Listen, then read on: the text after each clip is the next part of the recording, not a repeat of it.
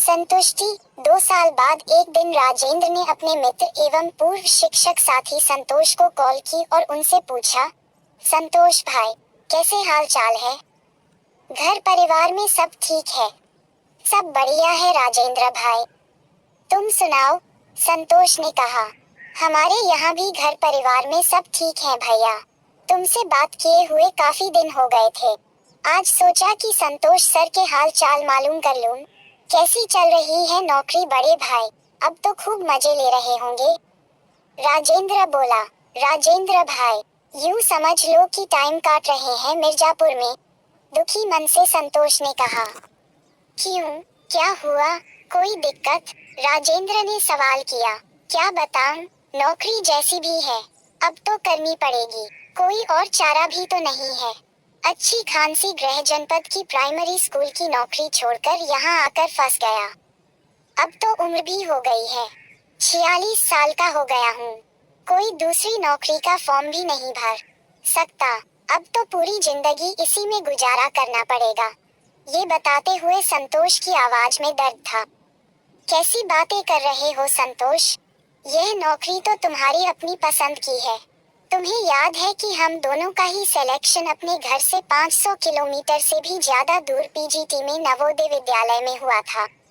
मैंने तो सोच रखा था कि अगर पड़ोस के जनपद में तैनाती मिलती है तो ही ये नौकरी छोड़ूंगा, नहीं तो मैं इसी बेसिक की नौकरी में खुश हूँ। तुमने नवोदय विद्यालय मिर्जापुर में नौकरी करना पसंद किया। मुझे याद है, तुमने कहा था कि प्राइमरी में आगे बढ़ने का स्कोप नहीं है। छोटे बच्चों को पढ़ाने में तुम्हारा दिमाग खराब होता है। छोटे बच्चे ज्यादा शोर मचाते हैं। तुमको कहीं ना कहीं सैलरी भी प्राइमरी में कम लगती थी। नवोदय में तुमको 10,000 रुपए बढ़कर मिल रहे थे। तुम्हारी नजर में रुपये की बहुत वैल्यू थी। समय के साथ साथ, इंक्रीमेंट के साथ साथ रुपये और बढ़ते चले जाएंगे और एक दिन ये सैलरी का अंतर काफी विशाल हो जाएगा, ऐसा तुमने कहा था। मैंने तुमसे कितना मना किया था कि घर पर ही बेसिक विभाग में सहायक अध्यापक की नौकरी करते रहो। ज्यादा लालच करना ठीक नहीं है, लेकिन तुम ना माने और अपना घर परिवार छोड़कर 700 किलोमीटर दूर जाकर मिर्जापुर नवोदय विद्यालय ज्वाइन कर लिया। मेरी समझ में नहीं आ रहा है कि अब ऐसी कौन सी दिक्कत आ गई कि यह नौकरी तुम्हें अच्छी नहीं लग रही और तुम सिर्फ समय काट रहे हो। अब तो बड़े बच्चों को पढ़ाने में कोई दिक्कत ना होती होगी। अगर थोड़ी बहुत दिक्कत होती भी है तो क्या हुआ, रुपये तो तुम्हारी पसंद के मिल रहे हैं। राजेंद्र ने संतोष पर तंज कसा। स्कूल बढ़िया है, बच्चे भी ठीक है, लोगों की बोली में अंतर है बस। तनख्वाह भी बेसिक से लगभग 12,000 रुपए ज्यादा है। लेकिन भाई अपना घर ही होता है। बेसिक में रहकर मुझे बड़ी पोस्ट और ज्यादा पैसे नजर आते थे। इनके चक्कर में मैंने क्या क्या गंवा दिया, इसका एहसास मुझे अब हो रहा है। पिताजी की 6 माह पहले मृत्यु हो गई है। माताजी बीमार रहती हैं। माताजी वही गृह जनपद में रहती हैं। मेरे साथ पत्नी और दोनों बच्चे रहते हैं। मैंने मम्मी पापा से काफी कहा कि मेरे साथ यहाँ रह लो, लेकिन वे नहीं माने। वे अपना अंतिम समय अपने परिवार दोस्तों के बीच बिताना चाहते थे। अभी पीछे भी 2 बार मम्मी की हालत काफी खराब हो गई थी। उनको अस्पताल में भर्ती कराना पड़ा था। मुझे यहाँ से छुट्टी ना मिल पाई। मैं चाहकर भी उनकी देखभाल न कर सका। मैंने वहीं करीब में रहने वाले अपने दोस्तों से माता को एडमिट करवाया और हॉस्पिटल का ऑनलाइन पेमेंट किया। आए दिन उनकी तबीयत खराब रहती है। वे चाहती हैं और मैं भी चाहता हूँ कि उनके अंत समय में, बुढ़ापे में, मैं उनके निकट रहूं, उनके लिए कुछ करूं, उनका ध्यान रखूं। मगर मैं मजबूर हो गया हूँ। दिन रात सोते जागते हमेशा माँ बाप, रिश्तेदारों, दोस्तों का ही ख्याल रहता है। उनके बारे में ही सोचता रहता हूँ।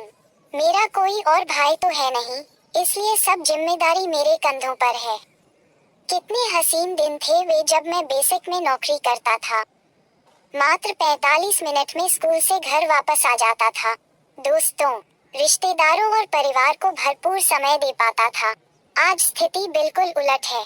मुझे इस बात का बड़ा मलाल रहता है कि मैं यहाँ परिवार से इतनी दूर क्यों आ गया। वहीं घर में परिवार के साथ रहकर मजे से नौकरी करता।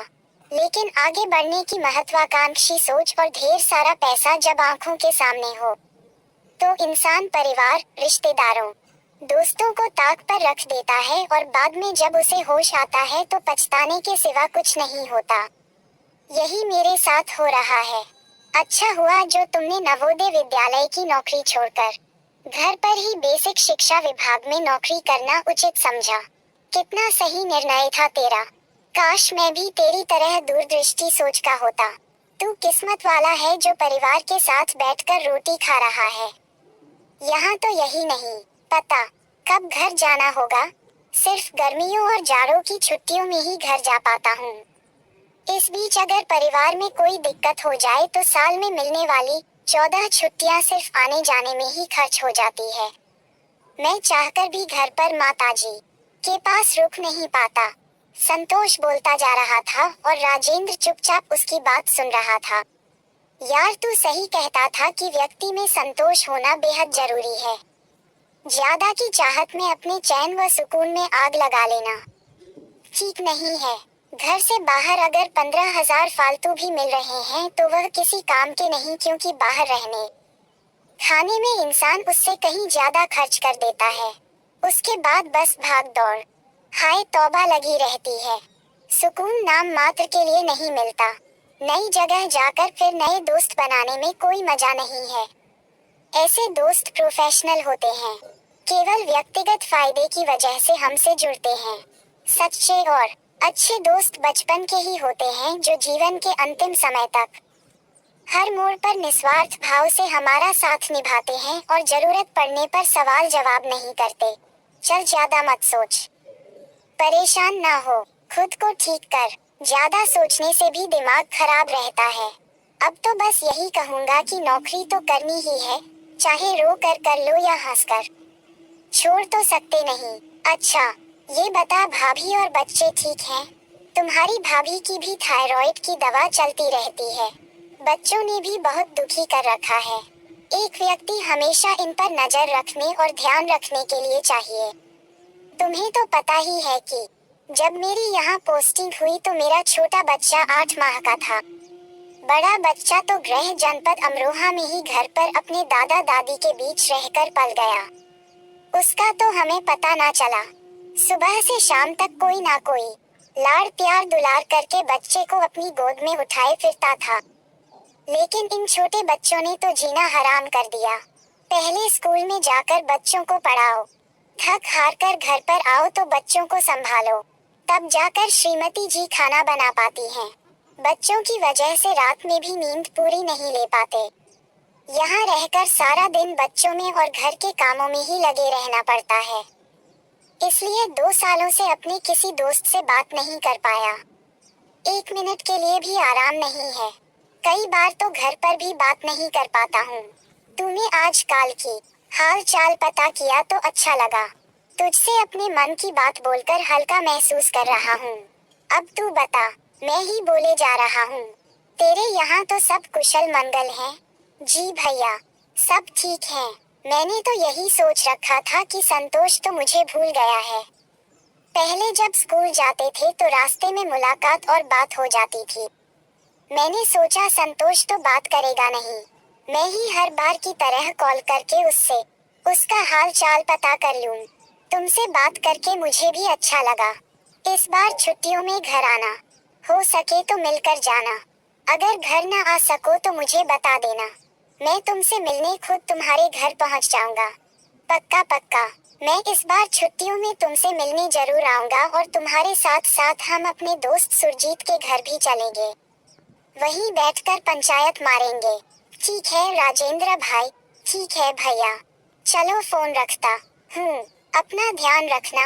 ये कहकर राजेंद्र ने फोन कट कर दिया। शिक्षा, संतोष सबसे बड़ा धन है, जिसे प्राप्त कर लेने के बाद सभी धन धूल के समान हो जाते हैं। संतुष्टि प्राप्त करने वाला व्यक्ति धन और भौतिक सुख सुविधाओं का अभाव होने पर भी हर हाल में खुश रहता है।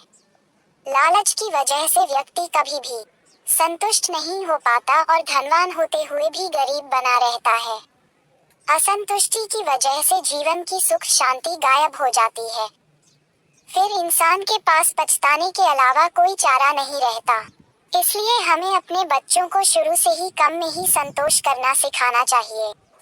परिवार के साथ रहना, परिवार के साथ खाना और परिवार के बीच रहकर अपना सुख दुख बांटना किस्मत वालों को ही नसीब होता है।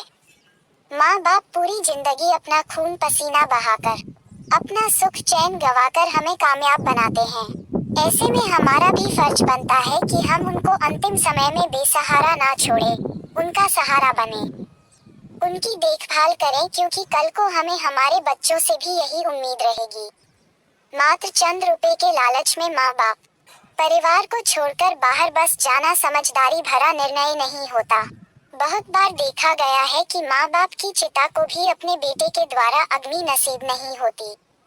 कृपया ऐसा करने से पहले अपनी दूरदर्शी सोच से जिंदगी के हर पहलू के बारे में सोच समझकर निर्णय लें और सबसे महत्वपूर्ण बात, संतोषी बने। धन्यवाद। आपका शुभचिंतक Santosh Kumar Sonkar, my YouTube at your well विशर।